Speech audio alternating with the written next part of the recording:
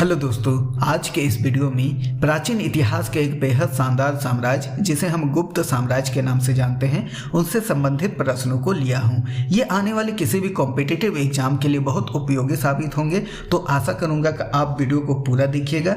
इस चैनल को like, share और सब्सक्राइब कीजिएगा और इस वीडियो को उन दोस्तों के साथ शेयर कीजिएगा जो कॉम्पिटिटिव एग्जाम की तैयारी कर रहे हैं। तो चलिए शुरू करते हैं आज के इस सेशन को। आज के इस सेशन का सबसे पहला क्वेश्चन है, गुप्त साम्राज्य के केंद्रीय स्थान कहाँ था? इसका सही उत्तर होगा पाटलिपुत्र। पाटलिपुत्र यह गंगा नदी के तट पर स्थित एक प्राचीन शहर था। यह मौर्य साम्राज्य और गुप्त साम्राज्य दोनों की राजधानी थी। क्वेश्चन नंबर 2, गुप्त वंश के संस्थापक का नाम क्या था? इसका सही उत्तर होगा श्रीगुप्त। श्रीगुप्त जिनका शासनकाल 240 से 280 ईस्वी तक माना जाता है, गुप्त साम्राज्य का संस्थापक राजा थे। श्रीगुप्त के बाद उनका पुत्र घटोत्कच शासक बने। इस वंश का प्रथम प्रतापी राजा चंद्रगुप्त प्रथम थे, जिसने एक विशाल साम्राज्य की स्थापना की थी। क्वेश्चन नंबर 3, चंद्रगुप्त प्रथम ने किस सन में गुप्त साम्राज्य की स्थापना की या नींव रखी? इसका सही उत्तर होगा 320 ईस्वी में। चंद्रगुप्त प्रथम ने 320 ईस्वी में गुप्त साम्राज्य की नींव रखे थे।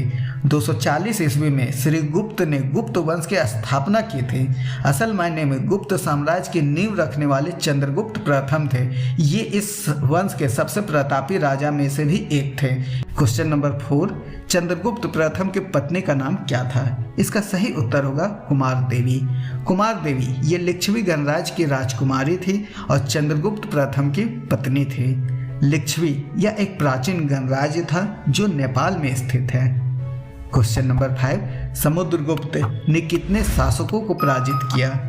इसका सही उत्तर होगा 9 आर्यावर्त और 12 दक्षिणावर्त। समुद्रगुप्त ने 21 शासकों को पराजित किया था, जिनमें से 9 आर्यावर्त के थे और 12 दक्षिणावर्त के थे। यह जानकारी इलाहाबाद स्तंभ से प्राप्त होती है, जो समुद्रगुप्त के शासनकाल का एक स्तंभ है। इस स्तंभ पर समुद्रगुप्त के विजयों का वर्णन भी किया गया है। क्वेश्चन नंबर 6, गुप्त साम्राज्य में आयुर्वेद के वैद्य चिकित्सा का भगवान किसे मानते थे? इसका सही उत्तर होगा भगवान धन्वंतरी को। गुप्त साम्राज्य में आयुर्वेद के वैद्य चिकित्सा को आरोग्य के देवता भगवान धन्वंतरी से जोड़ा जाता था। धन्वंतरी को हिंदू धर्म में चिकित्सा का देवता माना जाता है और ये भगवान विष्णु के अवतार माने जाते हैं। क्वेश्चन नंबर 7, आर्यभट्ट और वारामिहिर के सुविचार किसके युग के साथ संबंध है? इसका सही उत्तर होगा गुप्त साम्राज्य। आर्यभट्ट 476 से 550 ईस्वी एक महान गणितज्ञ और खगोल शास्त्री थे। उन्होंने शून्य की अवधारणा, दशमलव प्रणाली और बीज गणित के सिद्धांतों को विकसित किया। वारामिहिर 505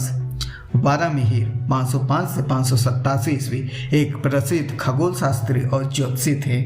उन्होंने पंच सिद्धांतिका नामक ग्रंथ लिखा, जो ज्योतिष और खगोल विज्ञान पर एक महत्वपूर्ण ग्रंथ है।